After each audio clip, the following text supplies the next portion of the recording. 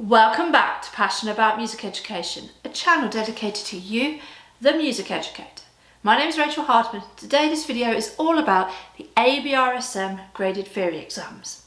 So in this video I'm going to share what I like about the ABRSM theory, the benefits of the new online system and some things for you to consider in your classroom. If you're teaching GCSE music, I really think the ABRSM theory books, particularly grade 1, is a great foundation for helping our students understand basic music theory. It's great for our singers who tend to read the lyrics.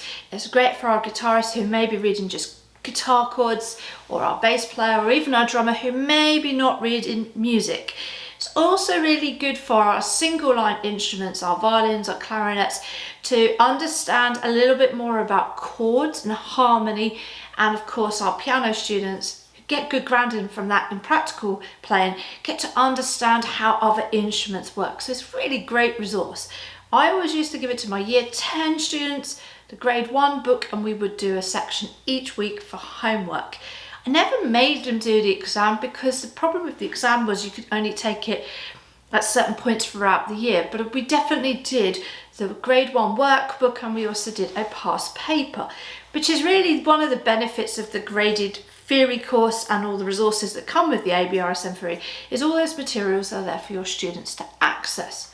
My students really found this very helpful in year 10. It also helped them not just with their performance and understanding of music, but it helped them with their history understanding. They could apply that knowledge to musical terms, but also when they started to compose, they could use this music theory, whether it was understanding how the bass clef worked, or the treble clef, or semitones, or intervals. They could then use this within their own composition work. I've always used the theory books as a teaching tool to supplement my courses to help my students. Of course, my older students have worked through higher grades and then potentially gone and taken their grade 5 theory, because it also counts as UCAS points to go to university in the UK. So regardless of whether you live internationally or in the UK, if you are planning on taking a course in the UK and going to university to study there, then those UCAS points that you get from taking grade 5 theory and passing it, and of course the grade 6, 7, 8 practical exams, are really important and could make the difference between getting your first choice and your second choice. One of the positives to come out of the pandemic is the fact that the ABRSM theory exams are now online, which is fantastic, not just for students in the UK, but definitely for students internationally, because now you can take that exam when you are ready, as opposed to working towards the 2 or 3 time slots throughout the academic year. What I really love about this new approach is the fact it doesn't stop our students from progressing at their speed. You are no longer governed by those specific dates. It also doesn't impact when you take your practical exams. So you can now work and concentrate in a much shorter time on working through grade 1 to 5, passing that grade 5 theory, so that you can then go and do your practical exam, whether that's an in-person full exam or whether you're doing the performance exam and uploading it online. As I've already said, there's lots of great teaching resources that the ABRSM produce. They always have each year example papers for the grade 1 to 5 that you can go and purchase, and they're not very expensive, and they have updated and redone their exam books, which I think is really great. So they're now geared towards the online courses. When the ABRSM exam went online, they really had to think about how they structured those questions to be able to be completed online, whereas in the past, obviously, you would notate and write it all out. You'd be marked for presentation.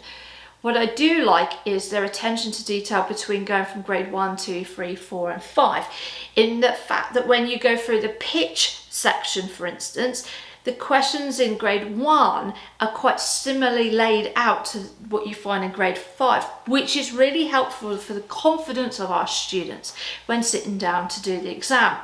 What's also helpful from a teacher point of view is that we can help coach our students in how to answer those questions effectively, and look out for those, those moments where people slip up. For instance, not really thinking about the clef at the beginning when they're identifying pitch or a scale pattern, and those areas where students can often come unstuck and lose marks.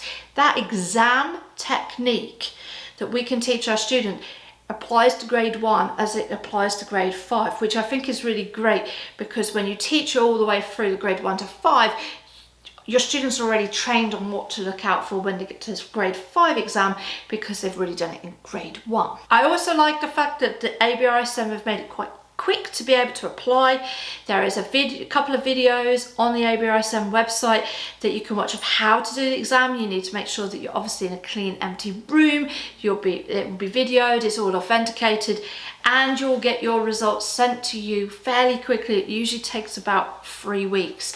You still get your graded certificate, so that also will be sent to you. Depending on, of course, if you're in the UK or internationally, it depends on the speed of you actually getting that certificate. What I also like from a teacher point of view, particularly if you run your own private studio, is the onus then, of course, is on the parents to pay for it when they're ready and can financially afford it. So, of course, if they don't want to pay for grade 1, 2, 3, 4, but only want to pay for grade 5, that's totally up to the parent. But if they want to take the exam on a Sunday, they can take the exam there, and the parent can obviously pay for that exam.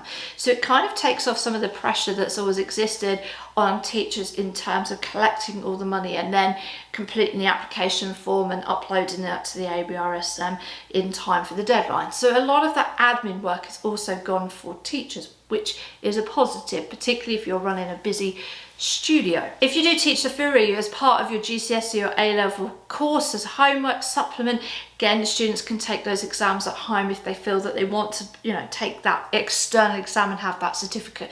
It takes the pressure off the teacher, again, trying to collect money in a school setting, which can be a challenge for many of us when we're trying to do that. The only real main difference that I see from the old papers to the online system is really the limited amount of notation and notation writing that students are being asked to do in the exam. Most of it's like click and drag or it's a multiple choice. And of course, that's because of the way it's been set up and written so it can be done online. This is noticeable in perhaps the transcription exercises at grade 5, where in the past you maybe have written 4 or 5 bars and transcribed it, and now it's just a bar of music.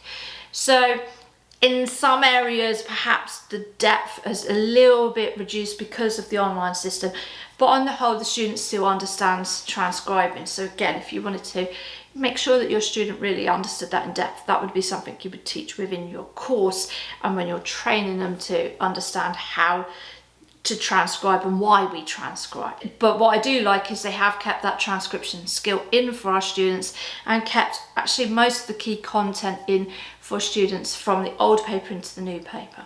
I'm not endorsed by ABRSM, but I've always been a fan of the theory course because it can help in so many ways, even if your student doesn't take the exam.